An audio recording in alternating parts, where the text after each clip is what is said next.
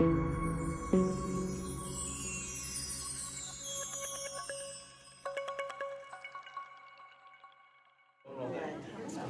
All right, good morning, everybody. Thanks for being here. Thank you, live streamers, for coming. Thank you, Mark, for making that technology available to our folks who are not present with us.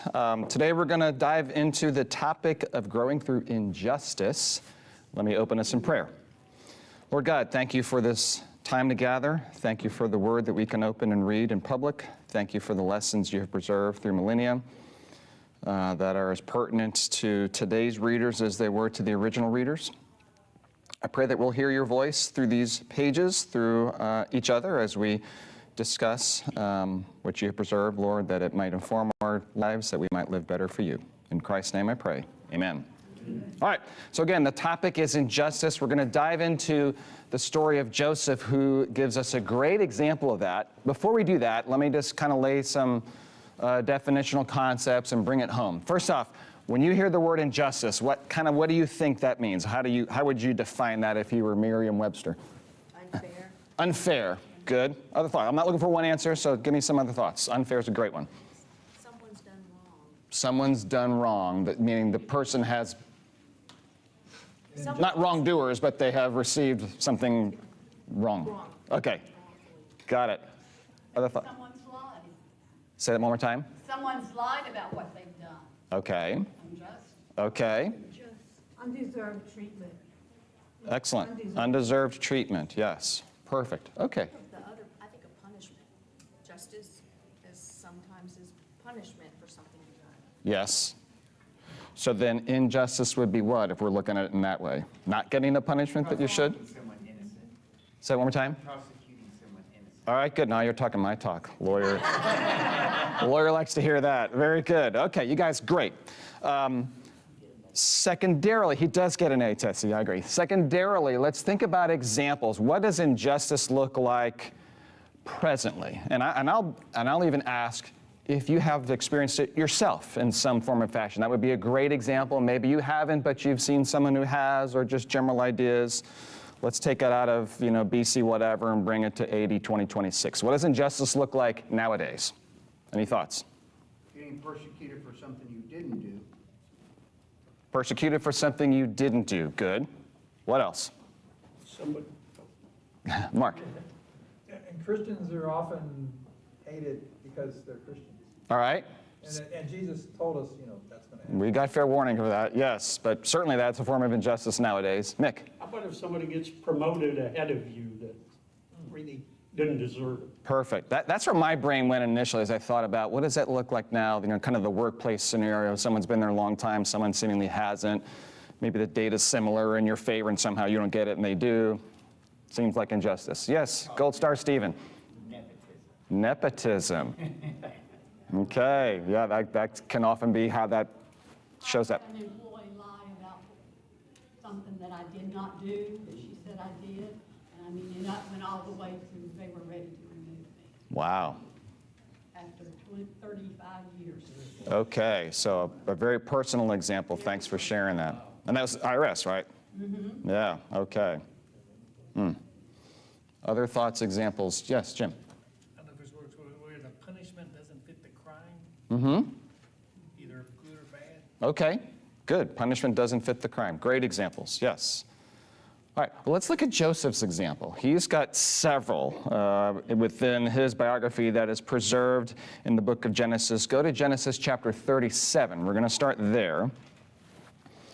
And if I could have two different readers, we're going to chop up the first 11 verses of Genesis 37. If I can get someone to read 1 through 5, and then another person take over and do 6 through 11. Show me by hands who my readers are, please.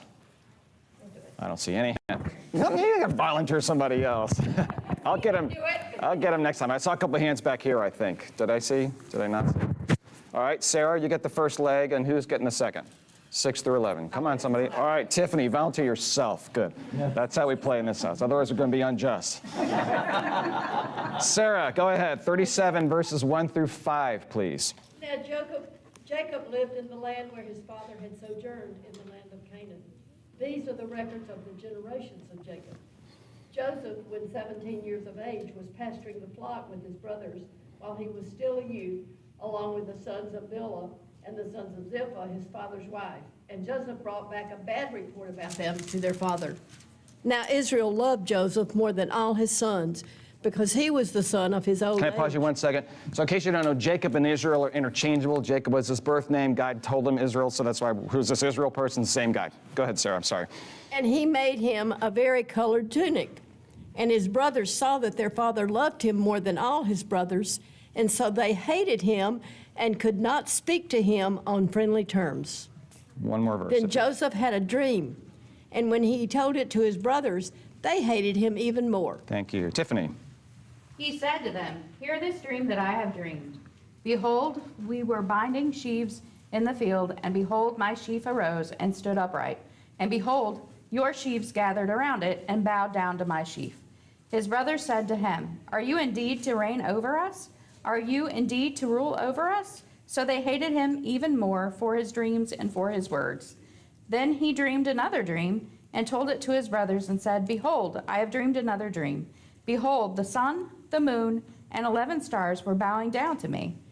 But when he told it to his father and to his brothers, his father rebuked him and said to him, "What is this dream that you have dreamed? Shall I and your mother and your brothers indeed come to bow ourselves to the ground before you?" And his brothers were jealous of him, but his father kept the saying in his mind. Perfect, thank you. Mark, hang out there. I'm going to volunteer Chris for this next section, which is happening right now. So to get a better sense of the family dynamic, we see obviously a lot of stuff happening here. One of the references was the sons of so-and-so, the moms, I should say. So let's get to that. Chris, if you could go back a couple pages, they're all of us as well.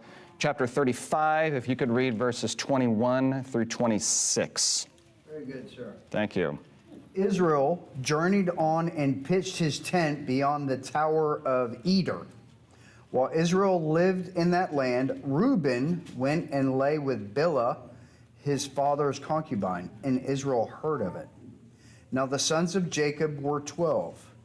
The sons of Leah, Reuben, Jacob's firstborn, Simeon, Levi, Judah, Issachar, and Zebulun. The sons of Rachel, Joseph and Benjamin. The sons of Bilhah, Rachel's servant, Dan and Naphtali. The sons of Zilpah, Leah's servant, were Gad and Asher. These were the sons of Jacob who were born to him in Paddan Aram. Very good, thank you. All right, so we got a little bit of the backstory. What do you recall, if you do, about the story of Jacob as it pertains to Leah and Rachel? He was, Go ahead, Okay. you're good. Jacob originally wanted Rachel. Okay, but what happened? What happened?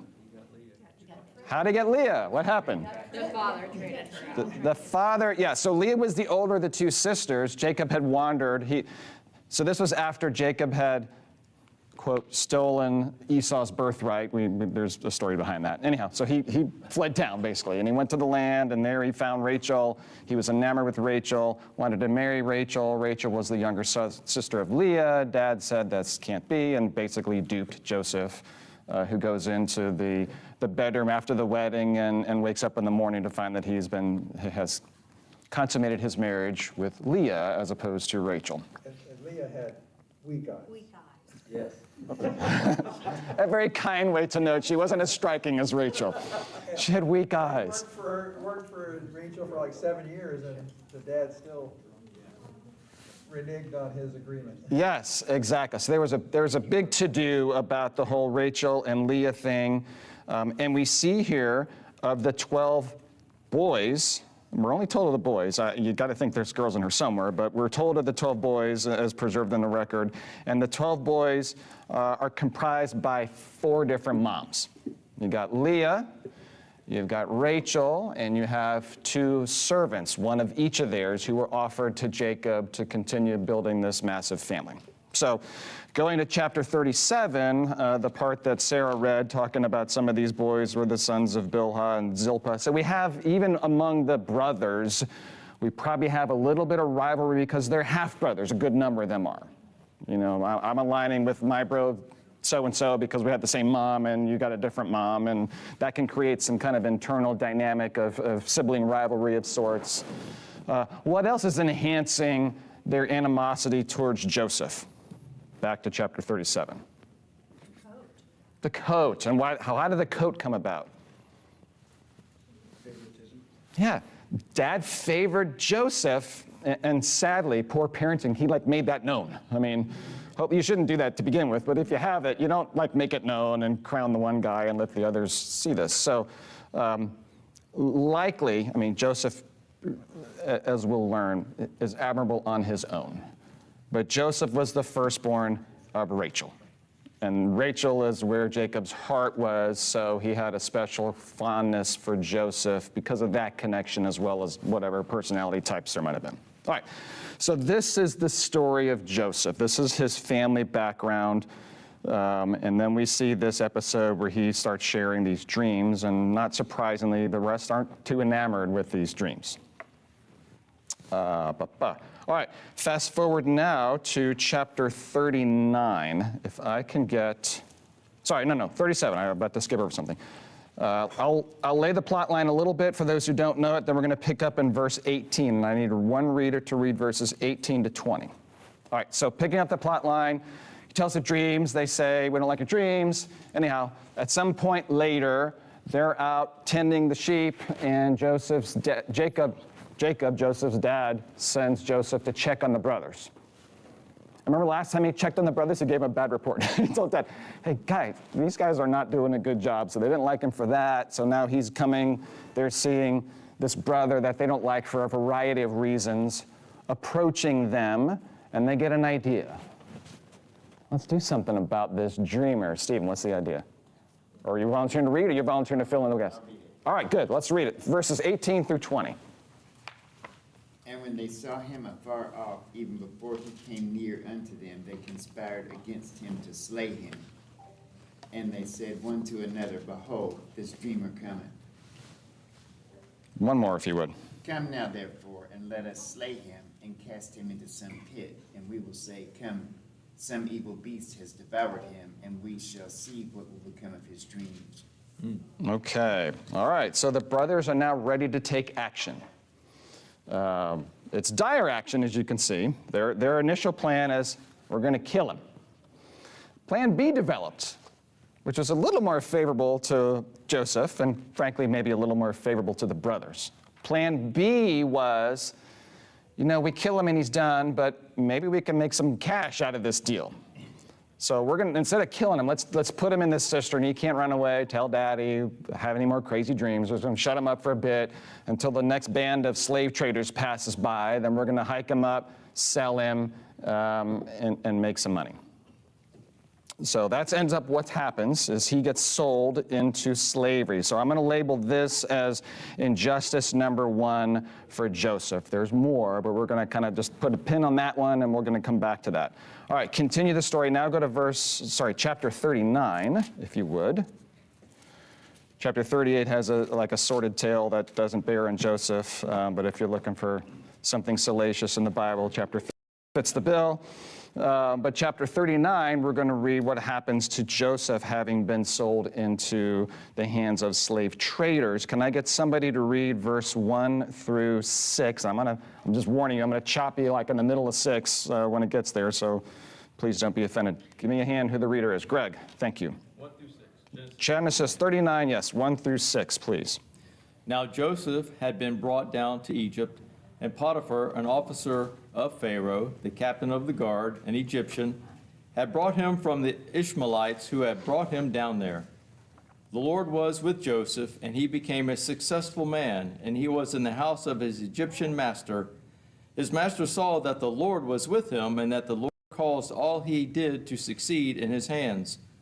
So Joseph found favor in his sight and attended him, and he made him overseer of his house, and put him in charge of all he had. From the time that he made him overseer in his house and over all that he had, the Lord blessed the Egyptian's house for Joseph's sake. The blessing of the Lord was on all that he had in house and field. So he left all that he had in Joseph's charge. and because of him, he had no concern about anything but the food he ate. All right, perfect. Stop right there. That's probably where your paragraph ends. Mine does as well. All right, so this is what happens. Joseph gets sold to the traders. The traders go to the market. They fetch a good price for Joseph. Turns out Potiphar is the one who buys him. Potiphar is an Egyptian official of some sort of pretty high rank. Potiphar discovers, as Greg read, that, well, this Joseph's a pretty good slave. He does good stuff.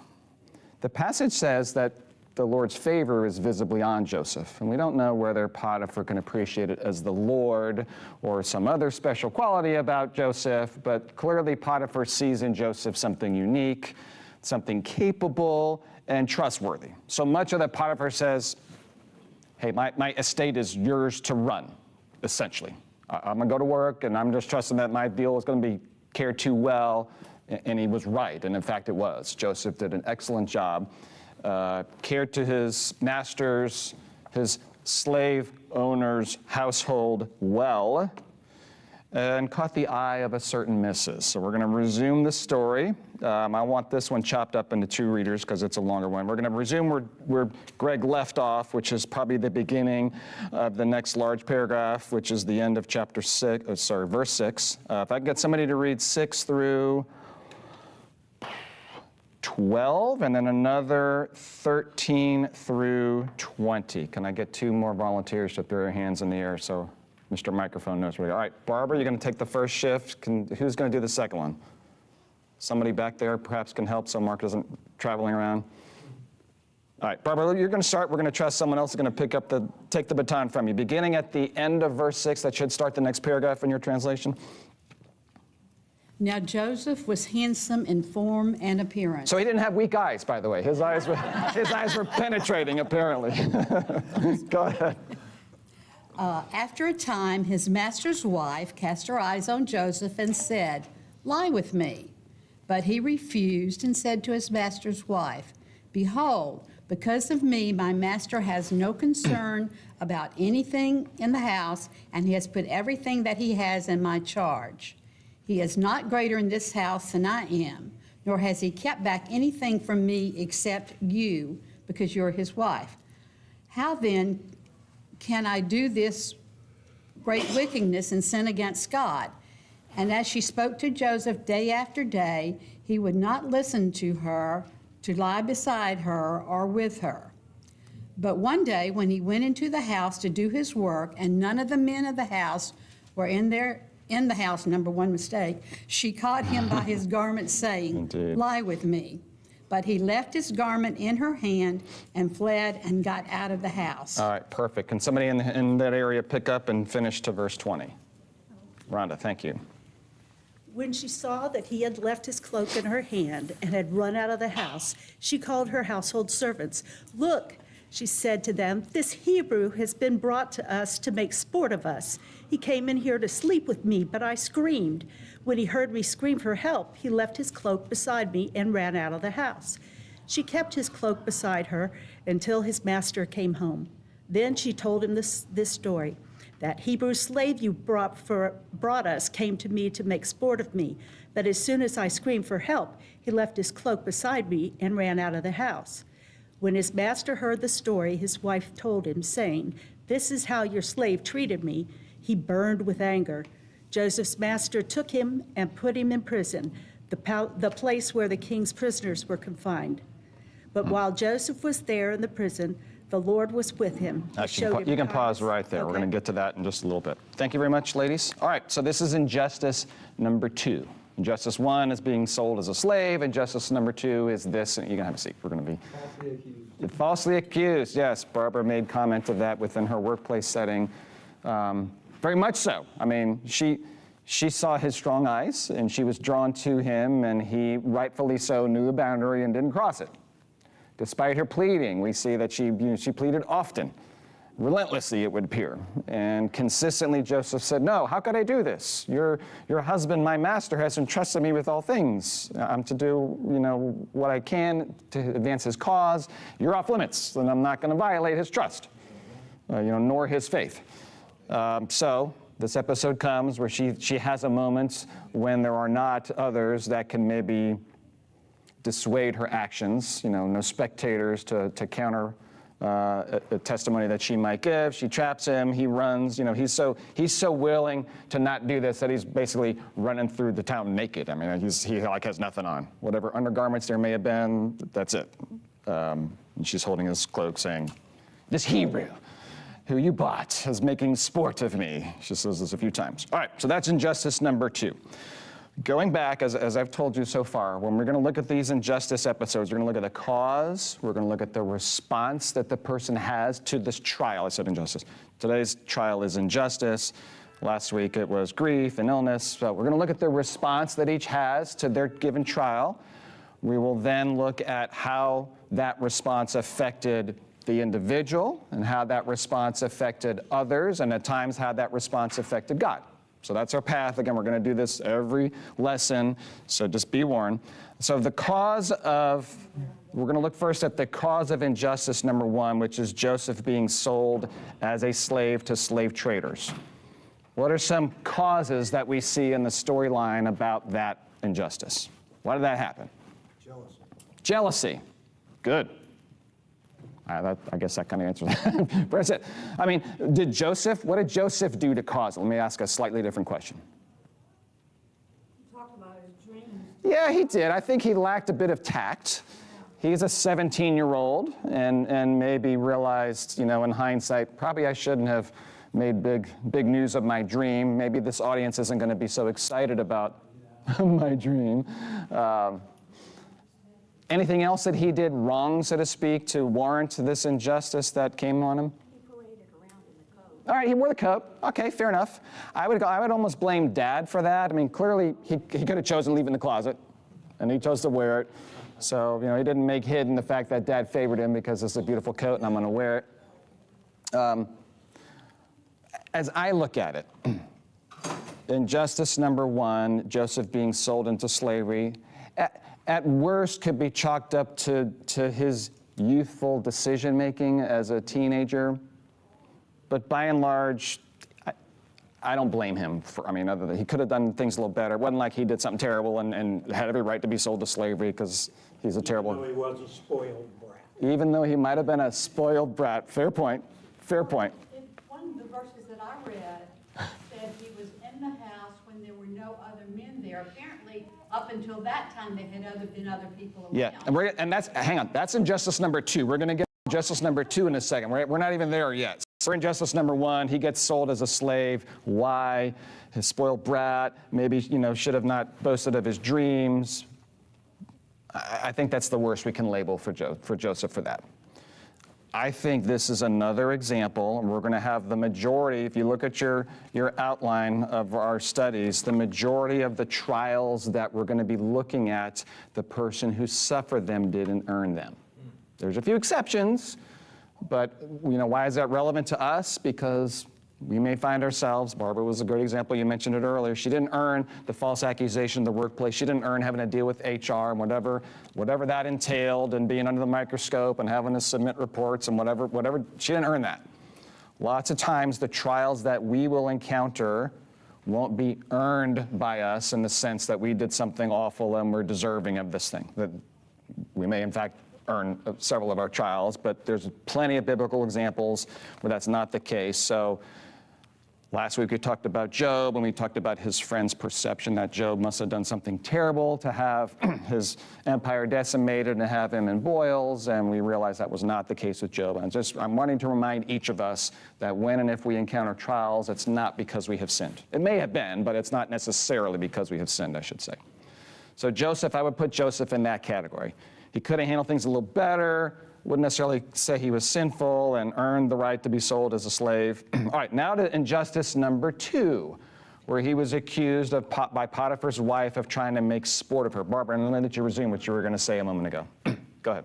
Well, apparently, based on the Bible, this was the first time that he had been in the house without other men around. It does appear that, yeah, there was that verse that you read. Had no witnesses that could corroborate his story. So that helped to contribute to the scenario, absolutely. So, but his young mind, if he had thought, okay, I'll come back when somebody else is here, so. Yeah, the Bible makes a point of telling us that. And it would appear certainly that that setting, where it's just her and him and apparently nobody else, gave rise to what ultimately became injustice number 2. Fair point. What else? What else caused Joseph to suffer injustice number 2, besides maybe having a lack of witnesses that could protect him? He left his cloak behind. All right, so he ran off naked, naked-ish. Why didn't he just grab it back from him? Why didn't he grab his coat back? All right, good question. I don't know the answer. He's still a slave. To grab his coat back would be like to raise his hand against her. Perhaps he was fearing that. Already dealing with somebody who has that sort of bent Okay. to falsely accuse. Mm-hmm. You're stuck. You're rocking a hard spot. All right. You can't do this without incurring further damage. Good point. Justified. Good point. Yes, we're talking about injustice. So yes, other causes of that injustice. We're looking at Joseph. Let's step away from Joseph. What are the causes of that injustice number 2? Him being sent to prison. He never got to defend himself. Okay. Lack of due process, what the lawyer would say. Yes. He didn't get to say, here's my evidence, Your Honor. Potiphar said, how dare you Hebrew slave trying to make sport of my wife. What else? Come on, the obvious thing. Why injustice number 2? Her, yeah, the lady, the one who wants him. And he says, I don't, thank you, but no. You mentioned jealousy, Chris, as an issue for justice number 1. It's the same issue for justice number 2. She's jealous because she wants him and he refuses. And she's had enough, or maybe she's been embarrassed enough, rejected enough, and now she's going to lash back. You know, why this is the moment that she does that, I don't know. So with the exception of some, I think, interesting insights from both Rhonda and Chris as to, you know, why the cloak was left and maybe he left some evidence behind, I again would not blame Joseph for this, which is why this is an injustice, because he didn't do anything wrong to earn getting sent to prison. In fact, just the opposite. He was hands off of Potiphar's wife, despite her pleading and needling and whatever other things she was doing. So he's a virtuous guy here. In this moment, you know, could he have taken his cloak with him? Maybe. Would that have, you know, who knows? I view that as a guy that's desperate. She's got him cornered, and he's doing everything he can to get out of there. In the process, he loses his cloak to do it. He'd rather be running through naked and be blameless than be thinking about his wardrobe. That's my guess. So that's injustice number 2. Joseph sent to prison. Not really, in my mind, not doing anything that warrants either of those injustices. Again, that's why we're labeling them an injustice. Let's go back now to injustice number 1, which is him being sold into the hands of the slave traders and eventually being sold to Potiphar. We're looking at the response options now. Joseph experiencing this trial, as we all do. Not this one, but as we experience our trials, we will likely have options. What could we do to deal with this, to endure this, to whatever? So what are some options Joseph had? Let's put him now in Potiphar's house. So he's been sold to the slave traders. They go to the big city. They sell him to Potiphar. Potiphar pays money, brings him in his house. Joseph's there. What are some options Joseph has now in dealing with injustice number 1, becoming a slave? What could he have done? Honorable service. Okay, honorable service was one of the options. In fact, that's the one he chose. But he had other choices as well. What are some other choices he could have utilized in that moment? Could have done the opposite. A dishonorable servant. What might that have looked like? Bitterness. Hang on one second. So the dishonorable servant, how might that have demonstrated itself? Interesting. Poison food? Wow. Rhonda's going for the jugular here. All right. We're going to eliminate the slave owner. We're going to kill him. I honestly hadn't thought that harsh, but sure. I heard another. Try to escape. Yeah, I thought escape, not murder, Rhonda, but okay. He might have tried everything he can to become no longer a slave. Breaking into the liquor cabinet. All right, maybe he's gonna, you know, live life as best he can and be a drunkard and not do the work. Stealing. Yeah, a lot of things. You mentioned, Dishes, you know, clumsy. suddenly you have a lot less plates and nice glasses than you used to because I'm just not so good at washing the dishes. You mentioned bitterness, so he just had a terrible attitude. Yeah, and he could have blamed God for all this too. Could have. Just like Job, he never blamed God. Indeed. Good. He stirred up a rebellion. There we go. The other servants. Exactly. The verse you read talked about other, yours said males, I want to say. Mine had servants as the labeling, household servants for the verse 11. Yours I don't think had that label, but he's not the only slave that's owned by Potiphar. So maybe he says, hey guys, you like this? If you don't, let's maybe do something.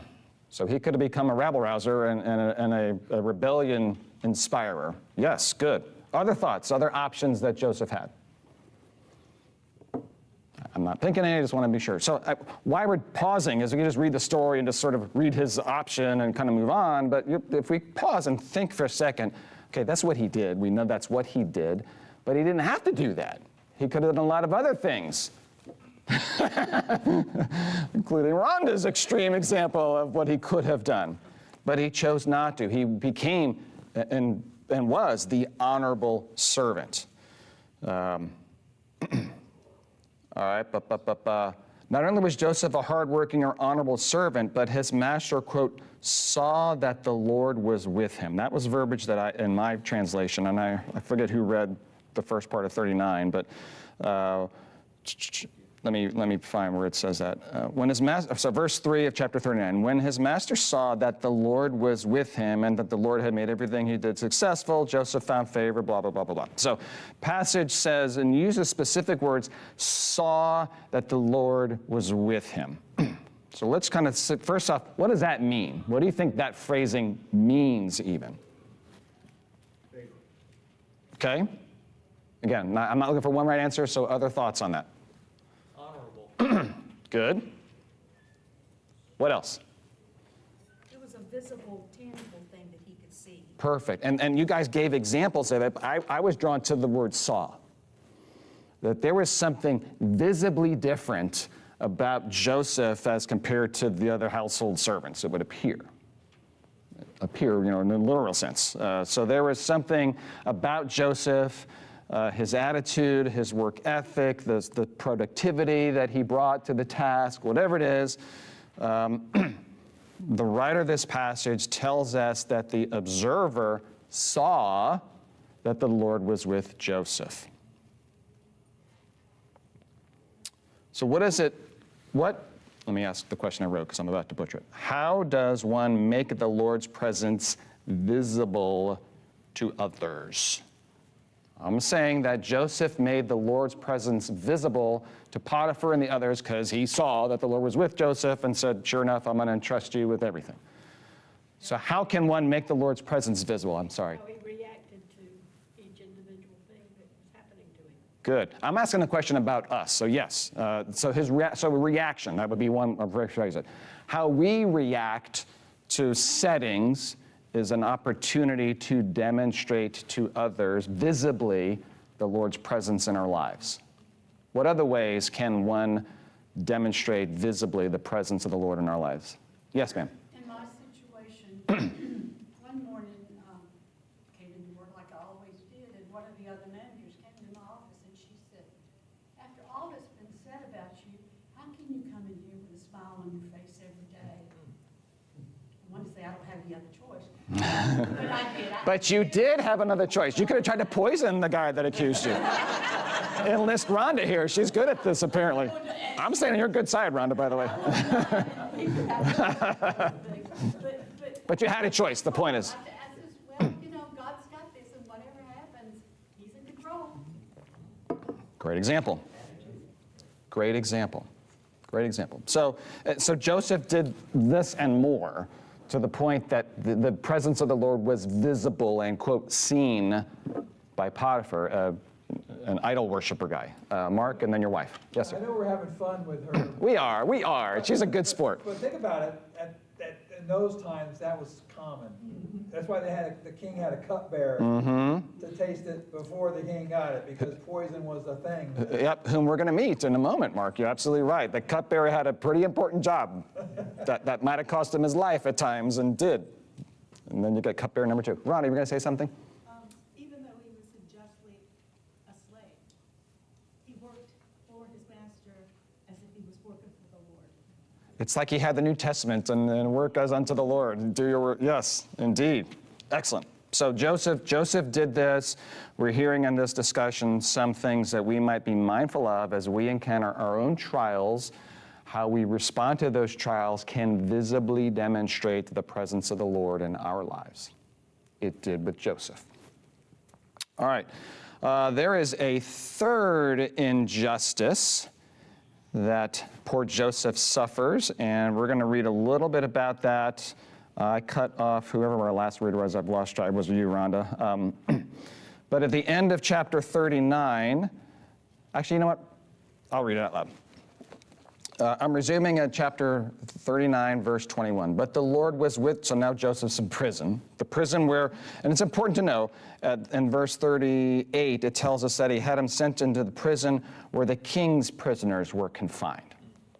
So, I don't know what kind of penitentiary system they had, but Potiphar is a high-ranking official with the king and probably in the part of town or the part of the country where, this particular prison is, and this is where, like, the people who offend the king himself and high-ranking officials go versus whomever. So he's in this particular prison, resuming 21. But the Lord was with Joseph and extended kindness to him. He granted him favor in the eyes of the prison warden. The warden put all the prisoners who were in the prison under Joseph's authority, and he was responsible for everything that was done. The warden did not bother with anything under Joseph's authority because the Lord was with him, and the Lord made everything that he did successful. All right, so the warden got a taste of what Potiphar got a taste of, a year or two earlier. Joseph is capable, and he is worthy of being entrusted with big responsibilities, and he lived up to that. And he basically ran the prison for the warden. I'm not sure what the warden's doing anymore, but Joseph's doing the work. The warden's, sitting back in his recliner chair and just checking in every now and then. So while in prison, to get to what Mark referenced, Joseph meets two people. One is a baker for the king. The other is a cupbearer for the king. Both have made some sort of a negative impact on the king, who didn't kill him, but sent him to prison. And the cupbearer, as Mark said, the point of the cupbearer is wine is delivered to the king, and the cupbearer has the first sip from the bottle before it gets poured into the king's glass. And if the cupbearer dies, the king doesn't drink that wine. And if he doesn't, then all is well, because poison was indeed a real thing. Kings came by birth lineage or by rebellion and coups and stuff like that, which involved oftentimes. They didn't have handguns back then. They didn't. Poison was the weapon du jour for sure. All right, so Joseph is in prison. So these guys land. We're going to read a couple more sections. First out of chapter 40. Can I get a reader to read verses 12 through 15? Show me by hand who you are. Tessie, back there, if you would please so kind. I'm going to have you read one more verse as well, but let's go to chapter 40, verses 12 through 15, if you would please. All right, sorry, hang on, I'm realizing. So both of these guys, meaning the cupbearer and the baker, have weird dreams. And as we know, Joseph does too. And so they tell Joseph their weird dreams, and Joseph is responding to this inquiry. Go ahead, verse 12 through 15.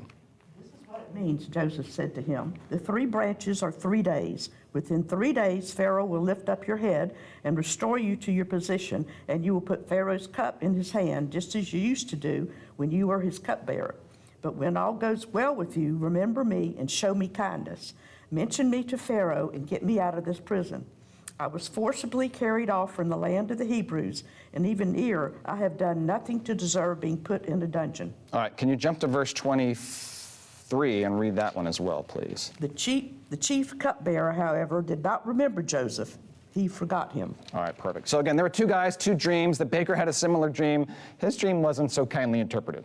His dream basically meant your head's going to be on a stake in 3 days, whereas the cupbearer's dream was you're going to be restored to your position in 3 days. Both of those dreams, the interpretation was proven correct 3 days later when exactly those things happened to both of these guys. Joseph tells the cupbearer, please remember me, I'm unjustly imprisoned. And at the end, we see the cupbearer didn't do so well with that. All right, fast forward, chapter 40, verse 1. Can I get another reader to read a couple chunks out of chapter 41? If I said 40, I meant 41. Chapter 41, show me a reader. I promise it's like 4 verses. It's capable. Patrick, very good. Can you read verse 1, and then I'm going to have you jump elsewhere, and I may even cut you off. But go ahead. And it came to pass the end of 2 full years that Pharaoh dreamed, and behold, he stood by the river. You can stop right there. So 2 years later, Pharaoh has a dream. Now jump to verse 9 and go through 13, if you would, please. Then spake the chief butler unto Pharaoh, saying, I do remember my faults this day. Pharaoh was wroth with his servants, and put me in ward in the captain of the guard's house, both me and the chief baker. And we dreamed a dream in one night, I and he. We dreamed each man according to the interpretation of his dream. And there was a young man, a Hebrew, servant of the captain of the guard, and we told him. And he interpreted to us our dreams, to each man according to his dream he did interpret. And it came to pass, as he interpreted to us, so it was me he restored unto my office, and him he hanged. All right, thank you. All right, so putting all this together, Joseph lands in prison wrongly, accused of attempted rape, which was a bogus charge, no due process, can't defend himself. He's sitting there, he encounters these 2 guys, correctly interprets their dreams, tells the one who's going to survive, doesn't do much good to tell the baker's about to kill, but tells the cupbearer, remember me. Cupbearer doesn't. Now we see 2 years later, Pharaoh wakes up with some squirrely dream, and the cupbearer says, oh my goodness, I recall I had a crazy dream too, and there's this dude in prison who spake it accurately. So the narrative doesn't tell us what Joseph was doing during those 2 years other than being a prisoner in terms of giving us specific directions. But I dare say that we can know what Joseph was doing as a prisoner.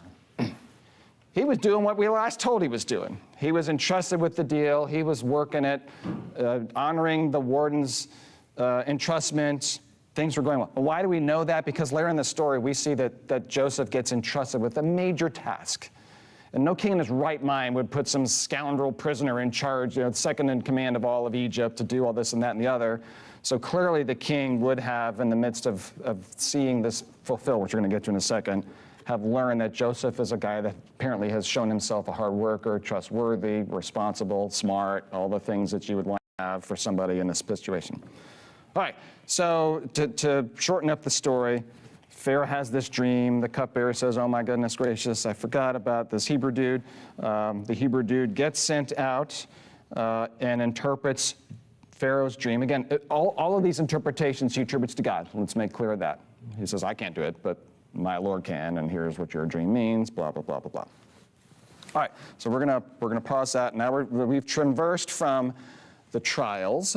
Now there's 3 of them: the injustice of being sold as a slave, the injustice of being imprisoned, the injustice of being sitting there for 2 more years because this fool that got released just decided to forget about Joseph and not do anything to help him.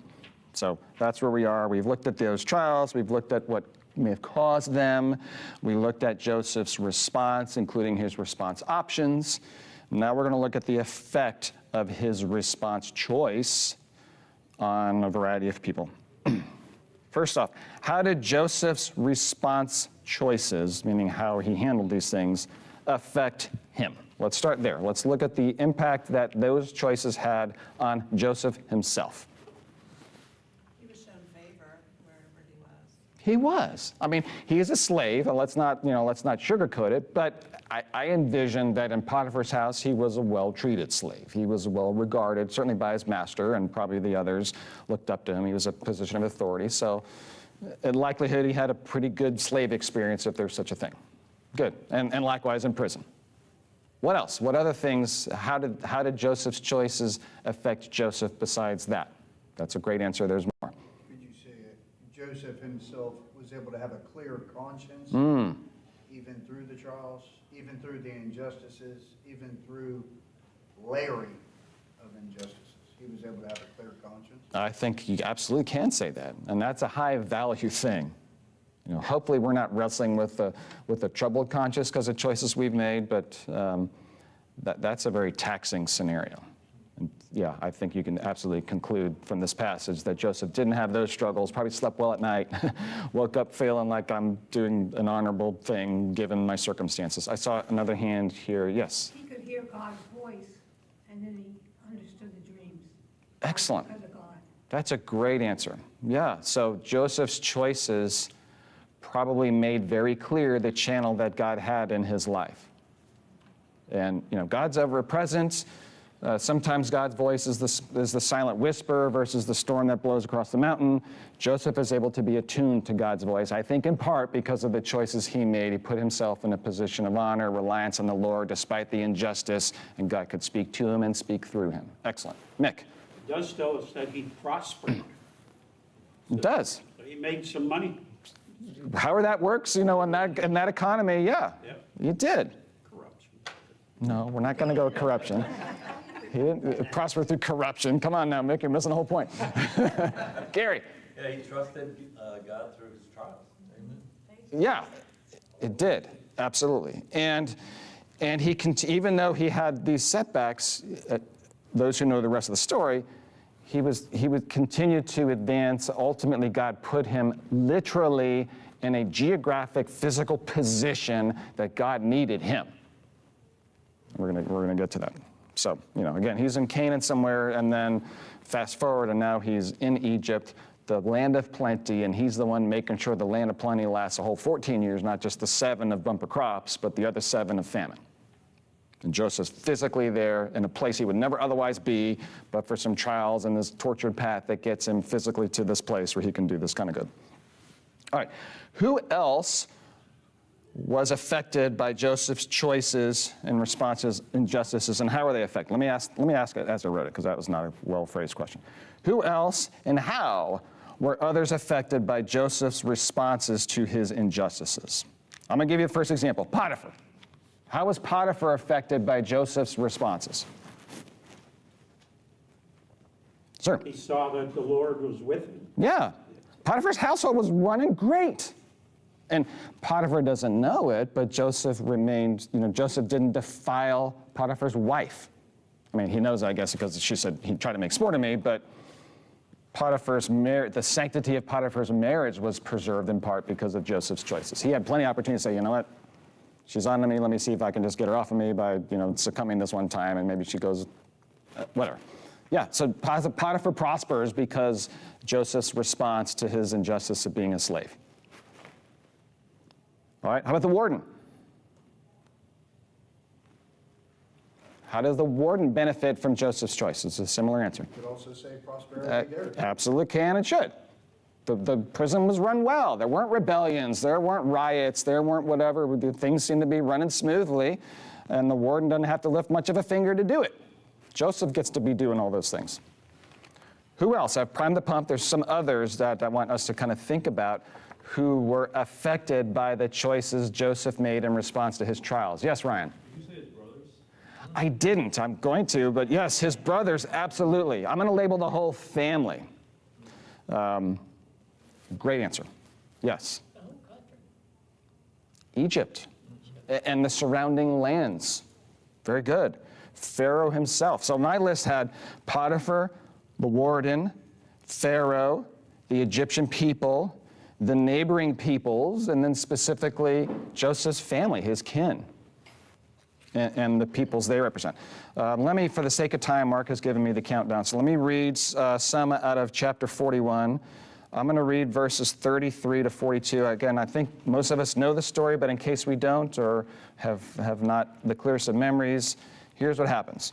So Pharaoh brings this prisoner out. The prisoner says, here's what your dream means, Pharaoh. Resuming in verse 33, chapter 41. So now let Pharaoh look for a discerning and wise man and set him over the land of Egypt. Let Pharaoh do this. Let him appoint overseers over the land and take 1/5 of the harvest of the land of Egypt during the 7 years of abundance. Let them gather all the excess food during these good years that are coming, store the grain under Pharaoh's authority as food in the cities, and preserve it.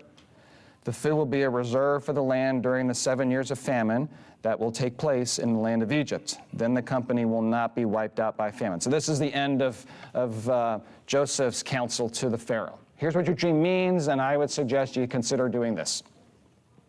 The proposal pleased Pharaoh and all of his servants. Then Pharaoh said to his servants, can we find anyone like this, a man who has the Spirit of God in him? So Pharaoh said, so this is, I think, also where Pharaoh said, hey, tell me more about this Joseph dude. I just yanked him out of prison. I understand he can interpret dreams. Tell me what he's like. Oh, wow, this guy's great. Warden probably said, my prison's never been run more smoothly. Everybody's been peaceful. It's incredible. Surely Pharaoh got a report that Joseph was doing well in his confinement. Verse 39. So Pharaoh said to Joseph, since God has made all this known to you, there is none as intelligent and wise as you. You will be over my house, and all my people will obey your commands. Only with regard to the throne will I be greater than you. Pharaoh also said to Joseph, see, I am placing over you the entire land of Egypt. Pharaoh removed his signet ring. All right, we're running out of time. So Pharaoh says, great dream, love your advice, you're the guy. Hebrew that was going to make sport of somebody as a slave is now second in charge of the most powerful nation that existed at the time, storing up, having a business plan of storing up this bumper crop so that when the 7 years of famine comes, Egypt will survive, so too will the neighboring people, so too will the brothers, to get back to Ryan's comment. What preservatives did they use? You know, Keep some things good for 7 years. good question. However it worked. The Bible tells us it worked, and Joseph's kin, and we don't have time to tell you the whole reunion story. It's a wonderful story. Joseph is very compassionate, tells him essentially what you meant for evil, the Lord turned into good, and has allowed me to preserve my very family. Last thing before we wrap up, I'm going to ask a question and answer it for sake of time. How old was Joseph when he suffered injustice number 1? The answer is 17 years-ish. We're told that he was 17 when he started speaking these dreams. We're not exactly sure the timing between that and when he gets sold, but the bookmark seems to indicate 17 years. How old was he when he was freed from jail? Genesis chapter 41, verse 46 says 30. So he had 13-ish years between being sold as a slave to being pulled out and now put in charge of Egypt's bumper crops and really in charge of Egypt itself. So for 13 years, Joseph was dealing with these variety of injustices. Just to give us a time frame, any injustice is hard to endure. 13 years worth, quite a lot. So as we think and as we wrap up today, I'm encouraged, and I encourage you all to remember Joseph's example as we may encounter injustice scenarios in our life. He had options to make, and he chose the option of honor, of integrity, of hard work. Despite the injustice, he chose to go to work every day, even though he was being accused wrongly by coworkers. Those choices both prospered him and made the Lord's presence evident to others. I know it's easier to say now standing in front of you than it is to live out in the midst of the injustice that we might suffer, but his is a great example of how one can grow through a particular trial known as injustice. Let me close this in prayer. Lord God, thank you again for this story, for preserving it. Thank you for